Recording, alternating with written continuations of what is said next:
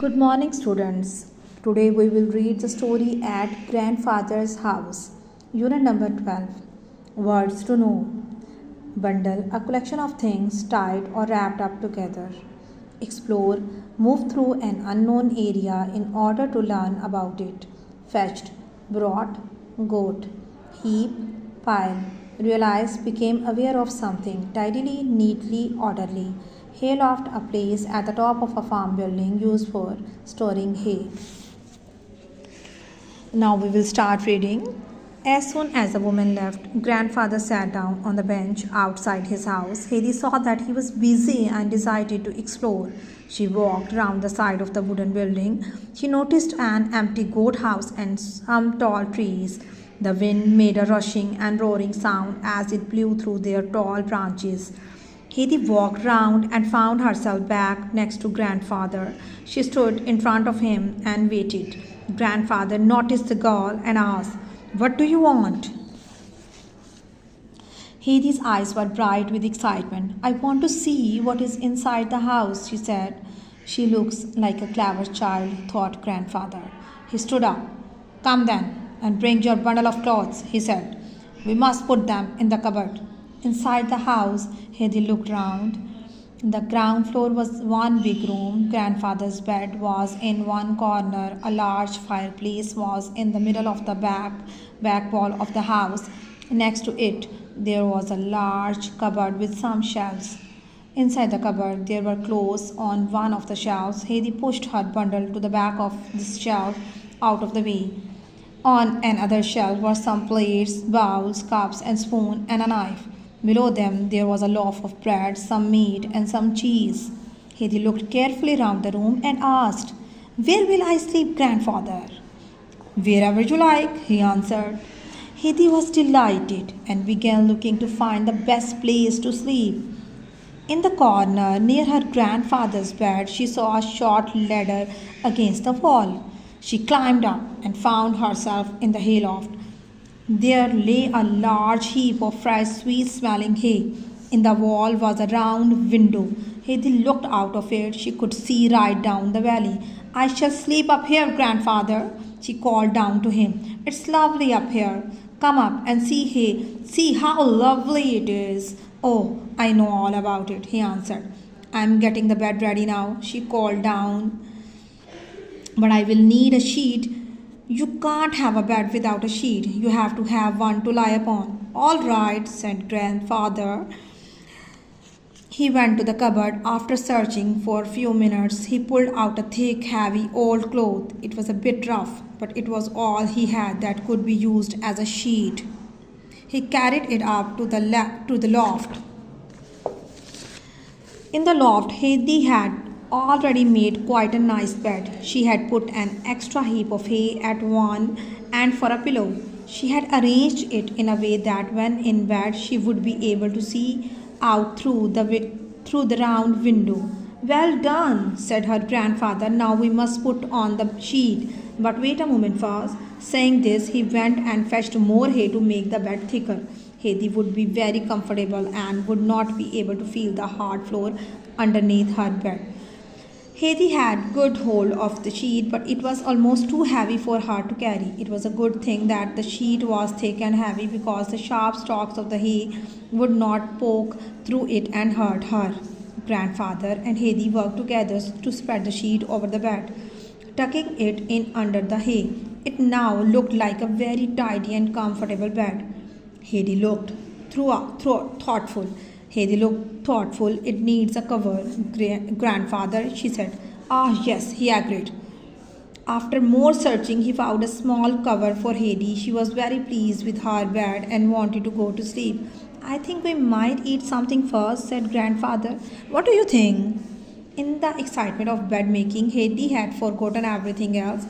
But now Hedy realized that she was very hungry. She had not had anything to eat since the small breakfast she had eaten before the long, hot journey. So he answered quickly, "Yes, I think so too. Let's go then, as we both think alike," said the old man. In the main room, grandfather sat by the fire. He started to warm some milk and the toast, some cheese. Hedy watched carefully. Suddenly, she jumped up and ran to the cupboard. She started going busily backwards and forwards. When grandfather got up to put the cheese on the table, he saw it was tidily laid with the bread, two plates, and the knife. Hedy had remembered all that there was in the cupboard, and she knew which things would be wanted for their meal. Ah, that's right, said grandfather. I am glad to see that you have some ideas of your own.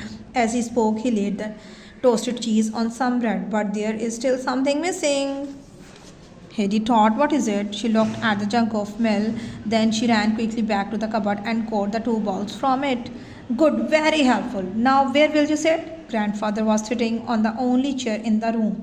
Hedy got the stool and sat on it. She was too small to reach the table. It is too low, but we shall fix that later, said grandfather. Now come along, let's eat. He stood up and moved his chair in front of Hedy's stool. He put a bowl of milk on the chair. Now Hedy had her own table.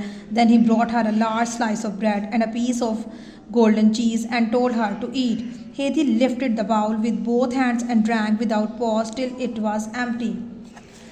She was suddenly very thirsty from her long, hot journey. Was the milk nice? Asked her grandfather. It is the best I have ever had, answered Hedy. Now, my dear students, we will solve the Act A question number 2. The question number 2 is answer the questions about this line from the story. The line is, it is the best I have ever had. So, firstly we have to tell that who was speaking. The answer is Hedy. What question was the speaker replying to? The answer is she was replying to question was the milk nice? What was the speaker talking about? Milk. The speaker was talking about the milk. Why did the speaker think that it was the best?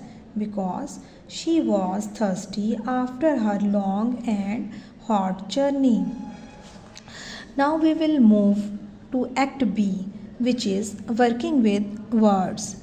The question number 1 is, what are these words? They are all from the story. So we have the first letter of the word, and that is C. The hint is a food made from the pressed curds of milk, and the answer is cheese. On the second one, we have the letter G, and the hint is an elderly relative, the father of a child's father or mother. So, my dear student, that is grandfather. On the third one, we have the letter C, and the hint is a piece of furniture with a door and shelves used for storage.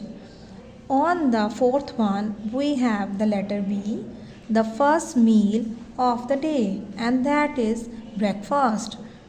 The question number 2 is, find words in the story that have an opposite meaning to the words given below. The first one is soft, and the opposite of it is hard. Second is young, opposite is old. Third is high, and opposite is low. Fourth is down, and opposite is up. Fifth is forgotten, and opposite is remember.